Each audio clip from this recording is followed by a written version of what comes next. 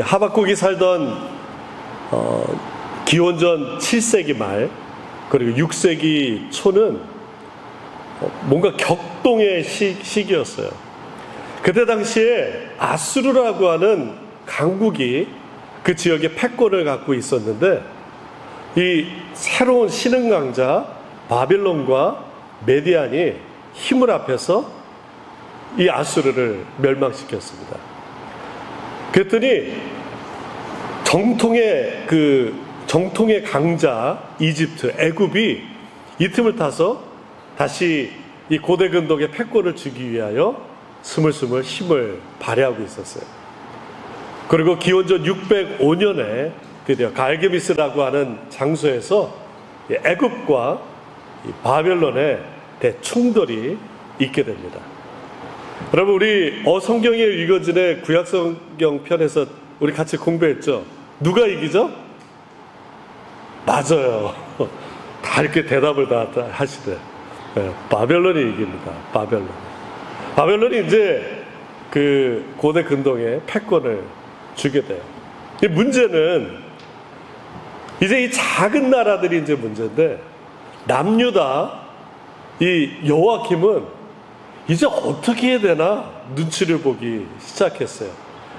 가까운 이집트의 편을 들어야 되나, 아니면 지금 막 생겨서 힘을 발휘하고 있는 바벨론에게 힘을 실어줘야 되나. 결국에는 여기 붙었다 저기 붙었다 하다가 이제 바벨론이 힘을 얻게 되니까 여호와김이 폐위가 되고 꼭두각시 시드기야가 이제 왕위에 올라가는 겁니다. 사실상 그때부터 이제 남유다는 멸망의 길로 가고 있었고, 이제 포로기가 시작이 된 것이에요. 이런 혼란스러운 시기에 활동했던 선지자가 이 하박국이에요. 하박국의 질문은 우리가 1절에서도 읽은 것처럼 하나님께 질문하고 기다리고 있었어요. 이 경랑의 시기 속에 하박국의 근본적인 질문은 이것이었습니다. 남유다가 아무리 하나님 앞에 범죄하고 죄를 지었을진정 하나님을 알지도 못하는 저 바벨론을 어떻게 도구 삼아서 하나님이 심판의 도구를 사용할 수 있느냐라는 것이었어요.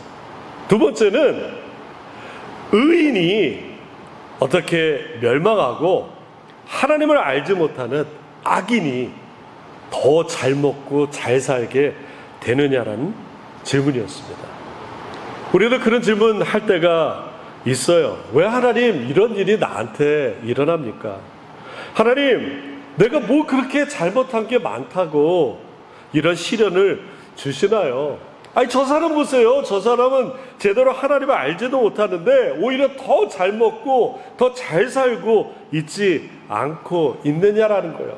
나는 오히려 더 하나님 열심히 섬기고 기도 생활하고 헌금 생활하고 예배 생활 하는데도 왜 나는 지금 이런 고난을 당하고 있느냐.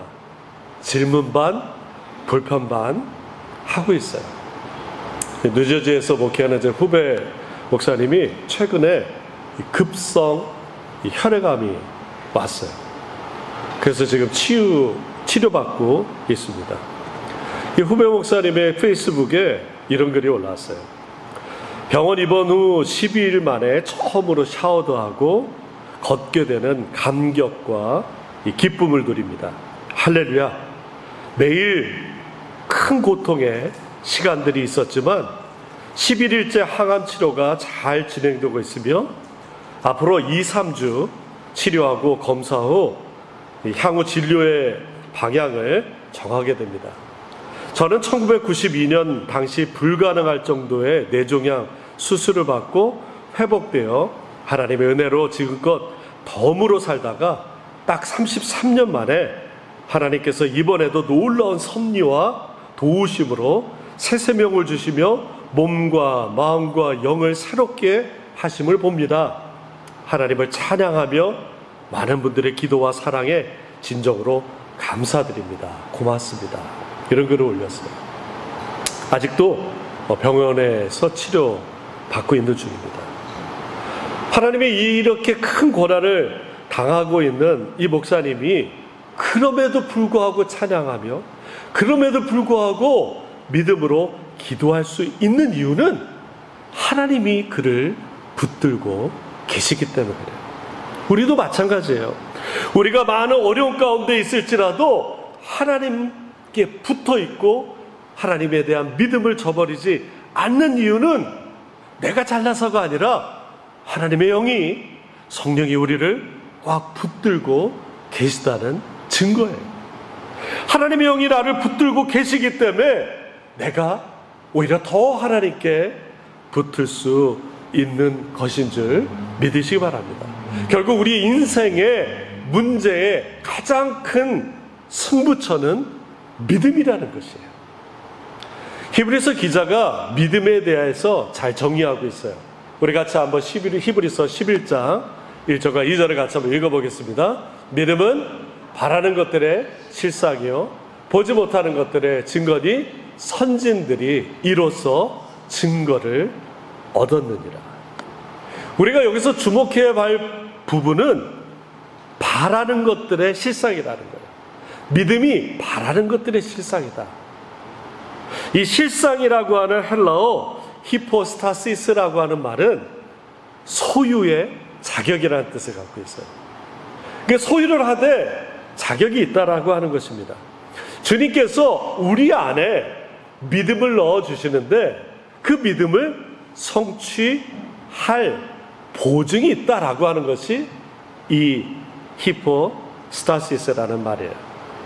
따라서 바라는 것들의 실상이라는 것은 마치 보증서와 같은 거예요.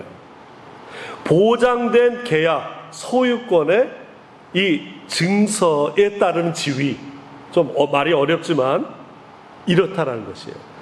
다시요, 실상이 무엇이라고요? 소유된 이 보증서와 같다라고 하는 것이 믿음인 것이에요. 법적인 지위가 있다라고 하는 거예요. 1998년 한국에서 IMF가 닥쳤을 때 많은 사람들이 어려움을 겪었어요. 그때 저희 부모님 집이 이제 법원으로 넘어갔어요. 형님이 사업을 하시다가 집을 담보로 이제 대출을 받았는데 이제 사업 부도가 나면서 이제 갚을 길이 없으니까 집이 담보가 이제 경매로 넘어간 것이에요. 부랴부랴 이제 제가 그래도 그 경매에 참여할 수 있는 자격이 있었어요. 결국에는 그 집이 다른 사람에게 낙찰되면서 우리는 이제 그 집에 더 이상 살 자격이 없게 되었습니다. 자격이 있어야 그 집을 사든지 말든지 아니면은 다시 경매를 받든지 해야 되는데 이제 그런 모든 자격이 없어졌다는 거예요. 믿음이 그렇다라는 것입니다. 처음 저는 이 믿음을 생각했을 때 막 혼란스럽고 괴로웠어요. 왜냐하면은 믿어지지 않으니까. 아니 왜 나는 믿음이 없을까? 왜 나는 자꾸 의심이 많을까? 믿음이 내 안에 있고 없고 때문에 고민이 많았어요. 그런데 이 히브리서 11장 1절을 통해서 다시 한번 깨닫게 되는 것이 믿음은 하나님께서 부어주신다라는 것이에요. 내가 억지로 믿습니다 한다고 믿음이 생긴다는 게 아니에요. 그냥 덮어놓고 믿어. 그래서 다 성경책 덮어놓고 읽지도 않잖아요. 그냥 무조건 덮어놓고 믿는다고 해서. 내게 주어진 믿음이 내가 스스로 막 생겨나는 것이다. 혹은 내가 천성의 사람을 잘 믿는 어떤 성품을 갖고 있어서가 아니라 하나님이 주신 것이라는 거예요. 하나님이 그 믿음을 통해서 이루실 것이라고 하고 그 보증이 바로 믿음인 것이에요. 자, 다시요. 예를 한번 들어볼게요. 예수님은 나의 주님입니다 라고 하는 믿음이 있다라고 한다면은 그 믿음은 내가 스스로 있는 것이 아니라 하나님이 주신 것이에요. 그리고 그것이 보증이 되어서 하나님이 이루신다라는 것입니다. 나에게 질병이 있어 고칠 기도 제목이 있어요. 그러면은 그 기도 제목을 가지고 기도할 때 하나님이 그 믿음을 통해서 보증적으로 나중에 역사에서 그 약속을 이루신다라는 것입니다. 따라서 믿음이 바라는 것들의 실상이라고 하는 것은 믿음이 어떤 소유권의 보증서와 같다라는 거예요. 이 보증서를 통해서 하나님이 분명하게 이루신다라고 하는 것이에요. 우리 히브리서 11장 6절을 한번 읽어보겠습니다. 같이 읽습니다. 믿음이 없이는 하나님을 기쁘시게 하지 못하나니 하나님께 나아가는 자는 반드시 그가 계신 것과 또한 그가 자기를 찾는 자들에게 상 주시는 이심을 믿어야 할지니라. 야, 너 꼭 믿어야 돼. 안 믿으면 너 재미없어, 국물도 없어, 이런 것이 아닙니다. 강요와 협박이 아니라 하나님 말씀이 30배, 60배, 100배의 결실을 갖고 있다라고 하는 것, 이것을 믿는 것이 하나님이 역사해 준다는 것이에요. 그것이 믿음의 원리라는 것이에요. 왜냐하면 그 믿음은 내 것이 아니라 하나님이 주신 것이고, 그것을 꼭 붙잡고 있는 사람에게 하나님이 그것을 보증적으로 이루신다라는 것입니다. 우리 히브리서 3장 14절도 한번 읽어보겠습니다. 우리가 시작할 때에 확실한 것을 끝까지 견디고 견고히 잡고 있으면 그리스도와 함께 참여한 자가 되리라. 자, 하나님이 주셨어요. 그런데 그거를 이게 뭐야, 난 믿어지지 않아 라고 하는 것이 아니라 그것을 견고히 붙잡고 있으면 어떻게 된다? 이루신다가 아니라 그리스도와 함께 참여한 자가 된다는 거예요. 하나님이 주신 그 마음을 꽉 붙잡고 있으면은 주님이 같이 동행하신다라는 거예요. 여기서 우리가 시작할 때에 이 소유권의 이 확신한 것, 이것이 바로 히포스타시스예요. 하나님이 보증서를 준다라고 하는 겁니다. 시작할 때 그 보증서를 줄 때에 그 보증서를 끝까지 붙잡고 있는 자는 주님이 같이 함께 하신다는 거예요. 자, 잠깐 정리하겠습니다. 믿음을 주신 분도 하나님이시고 그 믿음으로 일하시는 분도 하나님이시고 우리는 단지 그 보증서를 끝까지 잡고 있으면 된다는 거예요. 그때 하나님이 함께 하셔서 하나님이 함께 일해 주신다는 거예요. 사도 바울이 믿음에 대해서 이렇게 정의합니다. 로마서 14장 우리 23절 읽습니다. 의심하고 먹는 자는 정죄되었나니 이는 믿음을 따라 하지 아니했기 때문이라. 믿음을 따라 하지 아니하는 것은 죄니라. 이 말씀은 오늘 우리가 읽은 하박국 2장 4절과 같이 연결해서 읽을 수 있어요. 하박국 2장 4절에 어떻게 됩니까? 보라, 그의 마음은 교만하여 그 속에서 정직하지 못하니 의인은 그의 믿음으로 말미암아 살리라 그랬어요. 의인은 뭘로 사라고요? 믿음으로 산다 그랬어요. 그의 믿음으로 사는 거예요. 하나님을 의지하지 않는 사람은 교만한 사람이에요. 왜냐하면 그 속에 하나님이 없기 때문에 그래요. 그러나 하나님을 믿는 사람은 믿음으로밖에 살 수밖에 없어요. 왜냐하면 하나님이 모든 것을 이루시기 때문인 거예요. 우리가 믿음으로 산다라고 하는 것은 하나님이 우리 안에 믿음을 주시고 그 믿음을 붙잡고 있을 때 하나님이 그 믿음대로 이루신다는 거예요. 다시 정리합니다.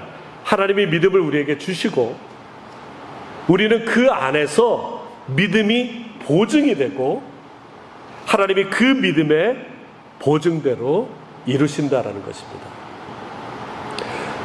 얼마 전에 필리핀에서 사고가 하나 났어요. 근데 아시는 바와 같이 보시는 바와 같이 버스가 나무에 다 걸려가지고 살았어요. 저 버스 안에 무려 37명이나 타고 있었어요. 딱 봐도 아시겠죠? 저 밑이 벼랑이에요, 벼랑. 저기 버스가 떨어졌으면 아주 대형 사고가 일어났을 것이에요. 그런데 저 나무가 딱 받쳐줘서 모두가 살 수 있었어요. 문제는 저 그림 보시는 것처럼 아니 노인네가 셀카를 찍고 있어요. 다른 사람들 같았으면 막 댓글에 비난했을 거예요. 뭐냐, 교통사고 났는데 그냥 기념 촬영하냐. 그런데 저 노인이 웃는 이유는 저 나무를 저 노인이 심었기 때문에. 30여 년 전에 저 노인이 저기다가 작은 묘목 하나를 심었어요. 딱 봐도 그냥 숲이잖아요. 근데 그냥 풀만 자라는 그런 곳에 벼랑 끝에다가 왜 나무를 심었을까? 마치 노아한테 욕했던 것처럼 사람들이 손가락질 할 수도 있어요. 아니 저기다가 왜 나무를 심어? 그런데 저 노인이 30여 년이 지나서 저렇게 많은 사람이 살 수 있을 것이라고 생각은 못했을 거예요. 단지 저 나무를 심을 때 뭔가 소망은 있겠죠. 야, 저 나무를 심어서 커지면은 뭐 저걸로 가구를 만들까? 뭐 저거를 잘라가지고 뭐 땔감을 할까? 뭐 여러 생각을 할 수 있었겠죠. 그리고 어쩌면은 저 사고가 있기 얼마 전까지만 해도 아유 저 나무를 그냥 배에 버릴까 말까 이 생각을 했을 수도 있을 거예요. 그런데 저 나무가 딱 있음으로 인해서 37명의 사람들이 살았다라는 거예요. 와, 얼마나 뿌듯했으면은 저 이빨 다 빠진 저 할아버지가 그냥 이를 환하게 웃으면서 셀카를 찍고 있겠습니까? 너무 기쁜 거예요. 내가 예상치도 못했는데 와, 내가 저런 일을 했다니. 아마도 저 사람은 이런 일이 있었을 것이로 생각도 못했겠지만 한 가지는 분명히 있었을 거예요. 이 나무를 지금 심으면은 자랄 것이다 라고 하는 그 소망 말이에요. 믿음이 이런 것 같아요. 하나님께서 지금 내가 무엇을 하든 내가 어떤 것을 하든지 간에, 아니 심지어 지금 고난 가운데 있을지라도 하나님께서 분명히 무엇인가 할 것이라고 바라는 것, 그것이 나에게 보증서처럼 잡고 있는 것, 그것이 믿음이라는 거예요. 그 바라는 것들의 실상이 이 보증적으로 역사해 줄 거라는 거예요.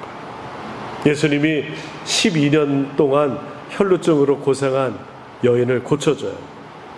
그런데 이 여인이 참 대단해요.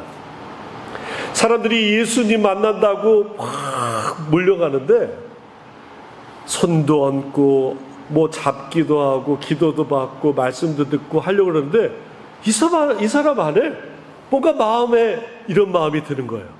야, 저 사람도 저렇게 난리쳐도 내가 예수님 그냥 뒷 옷자락만 하나 이렇게 잡아도 나는 남을 잇겠다라는 마음이 든 거예요.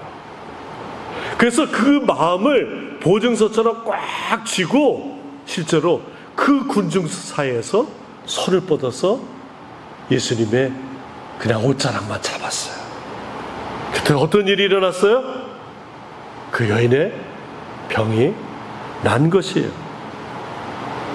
그때 예수님께서 뒤돌아보며 이렇게 말씀합니다. 딸아, 안심하라. 내 믿음이 너를 구원하였다. 딸아, 안심하라. 내 믿음이 너를 구원하였다. 하나님이 주신 그 마음에 그 보증서를 꽉 쥐고 있었구나. 그 보증서를 내가 보니 너는 그 믿음을 붙들고 있구나. 구원 받았다라는 거예요. 그 병에서 노임 받았다라는 거예요. 그 여인은 그 마음에 든 것을 꽉 잡았어요.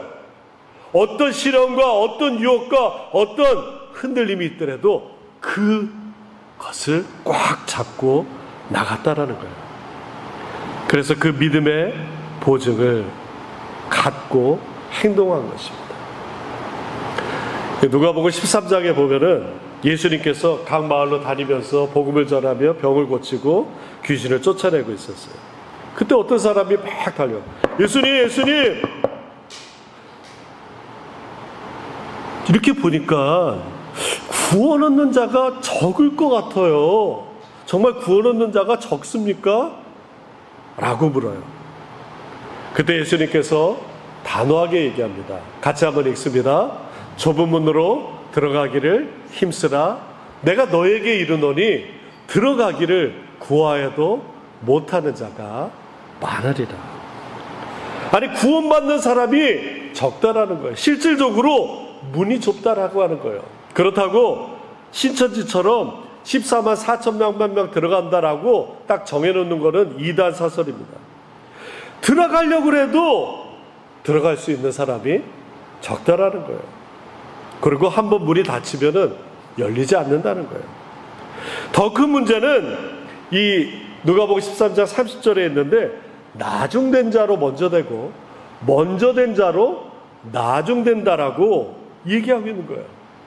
아니, 줄을 쩍 섰는데 앞에 쓴 사람부터 차곡차곡 천국에 가면 좋으련만 그렇지가 않다라는 거예요. 천국은 앞에 섰다고 해서 일찍 들어가는 건 아니고 늦게 섰다고 해서 아유 이제 줄 끊어지면 못 들어가려나 보다 라고 해서 못 들어간다는 것이 아닙니다. 그런 거 보면 참 공평해요. 무슨 말이냐, 내가 직분을 가졌다고 해서 내가 집사고 권사고 장로고 목사라고 해서 천국에 갈 수 있다는 것이 아닙니다. 오직 믿음으로 가는 것이에요. 신앙생활은 이름만으로 우리가 천국에 갈 수 있는 것이 아닙니다. 제가 목사라고 해서 목사이기 때문에 천국 가는 것이 아니에요. 믿음으로 가는 것이에요. 우리 네덜란드의 헤이그라고 하는 동네에 매년마다 그 물 위에서 재밌는 자전거 경기를 해요. 혹시 여러분들 보셨는지 모르겠는데 저렇게 좁다란 그 레일 위로 2인용 자전거를 아주 재미나게 꾸미고 이제 달리는 거예요. 여기에는 이렇게 굴곡도 있고 조금 왼쪽 오른쪽으로 이렇게 가는 길이 있어요. 대부분 다 그냥 그 물에 빠집니다. 사람들은 물에 빠지는 걸 더 좋을 거예요. 근데 1등 한다고 해서 저 길이가 80m인데 80m를 잘 간다고 해서 1등 하는 게 아니에요. 얼마나 저 자전거를 재밌게 창의적으로 꾸몄는가도 보게 되는 것이에요. 그런데 여러분, 저 좁은 길을 갈 때 누가 운전을 잘해야 됩니까? 앞에 있는 사람이 운전을 잘해야 돼요. 그리고 뒤에 탄 사람은 열심히 페달을 잘 밟아야 돼요. 누굴 믿고? 앞에 있는 사람을 믿고 달려가는 거예요. 그런데 뒤에 앉아있는 사람이 앞에 있는 사람을 믿지 못해서 계속 야 잔소리하고 왼쪽으로 가라 오른쪽으로 가라 막 이렇게 하면은 앞에 사람이 정말 승질해서 네가 해! 서로 산통이 깨지겠죠. 좁은 길을 가려면은 실력이 있어야 돼요. 여러분, 작은 교회 다니는 게 좋기도 하겠지만 많은 분들이 부담스러워하는 이유 중에 하나가 뭐냐면은 자꾸 드러나기 때문에 그래요. 내가 드러나니까. 내가 드러나는 것이 그냥 드러나는 것이 아니라 내 실력이 드러나는 거예요. 내가 집사인데, 내가 장로인데, 내가 권사인데 라고 하면서 있는데 작은 교회는 모든 게 다 드러나게 돼요.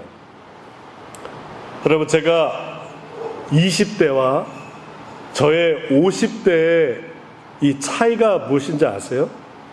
가장 현격한 것은 몸무게예요. 그 다음에 이 몸무게로 인해서 그런지도 모르는데 달리기. 제가 고등학교 때만 해도 지금 여러분들이 보실 때는 어떻지만 이렇게 날씬했어요. 그래가지고 100m를 13초 2로 달렸어요. 빠르죠? 우리 반에서 한 두 번째가 세 번째로 잘 달렸어요. 그런데 이제 시간이 지나고 나이가 들어서 이제 지금 축구를 하다 보니까 저희 팀 감독님이 자꾸 지적을 해요. 아니, 박 목사님 왜 달릴 때 이렇게 뒤로 이렇게 몸이 제껴지냐는 거예요. 앞으로 이렇게 해야 되는데. 그래서 제가 그랬어요. 목사님, 그걸 잘 모르시나 본데 차 유리가 어떻게 돼 있습니까? 바람의 저항 때문에 이렇게 돼 있지 않습니까? 라고 핑계를 대는데, 하여튼 뭔가를 하려고 그러면은 실력이 있어야 돼요. 그게 뭐예요? 대제사장과 바리새인과 서기관들이 예수님을 십자가에 못 박아 죽었잖아요. 그런데 예수님을 죽이려고 했던 이유는 예수님이 그들의 정체를 다 까발렸기 때문에 그래요. 멋진 옷과 거룩한, 오늘 또 성찬일에서 오늘 제가 가운을 입었는데, 제가 뭐 이렇게 입는다고 뭐 거룩해지는 건 아니지 않습니까? 그런데 바리새인들이 거룩하게 이렇게 지내고 있었어요. 그런데 예수님이 그들의 정체를 다 까발렸어요. 그리고 폭로한 거예요. 어쩌면은 하나님 말씀 붙잡고 가는 것, 붙잡고 살고 가는 것, 믿음 붙잡고 살고 가는 것, 좁은 길로 가는 길이에요. 그 좁은 길을 갔다 보면은 뭔가 다 드러나요. 나의 부족함이 드러나요. 그런데 걱정하지 마시라. 아까 우리 읽은 말씀처럼 꽉 붙잡고 갈 때 어떻게 해요? 그리스도가 함께 해주시는 거예요. 내가 믿음 붙잡고 들고 갈 때 내 부족한 모습, 나의 별로 시원찮은 모습이 드러날 수 있을지라도 하나님이 나와 함께하는 줄 믿으시기 바랍니다. 말씀 붙잡고 갈 때 하나님이 함께 해주시는 거예요. 내가 부족한 거 많아요. 실수하는 거 많아요. 뭐 없는 거 많아요. 그렇지만 그걸로 사는 것이 아닙니다. 왜냐하면 그 길을 말씀 붙잡고 갈 때 그 길의 끝은 영생이 있습니다. 십자가 붙들고 갈 때 그 끝은 영생의 길이에요. 좁은 길 갈 때 불편해요. 좁은 길 갈 때 더뎌요. 그러나 그 길은 생명의 길인 것을 믿으시기 바랍니다. 하나님 말씀 반드시 성취된다는 것을 믿으며 믿음으로 가시기 바랍니다. 만약 오늘 선택할 일이 있다면 좁은 길을 선택하시기 바랍니다. 좁고 협착하지만 그 길을 따라가다 우리가 주님이 동행하시기에 영생을 얻는 것입니다. 믿음 가지고 함께 걷다 보면 하나님의 열매 맺어주십니다. 그 믿음대로 좁은 길 걷다 보면 하나님이 정한 때에 30배, 60배, 100배의 결실을 맺습니다. 말씀을 마칩니다. 하나님이 주신 말씀 때문에 그 말씀 붙잡고 갈 때 그것이 보증이 되어 하나님이 역사하십니다. 믿음으로 십자가 붙들고 막 갈 때 그 길은 좁고 힘든 길일 수 있지만 그 길이 영생의 복의 길이는 것 여러분 잊지 마시고 오늘 더 십자가 붙들고 좁은 길로 가는 저 여러분 되시길 예수님의 이름으로 축원합니다. 이 시간 우리와 한 목소리로 같이 말씀 기억하면서 기도하겠습니다. 좁은 길 걷게 하시고 십자가 붙들고 믿음으로 살게 하여 주시옵소서. 이 시간 우리 한 목소리 같이 기도하겠습니다. 아버지 하나님 감사합니다.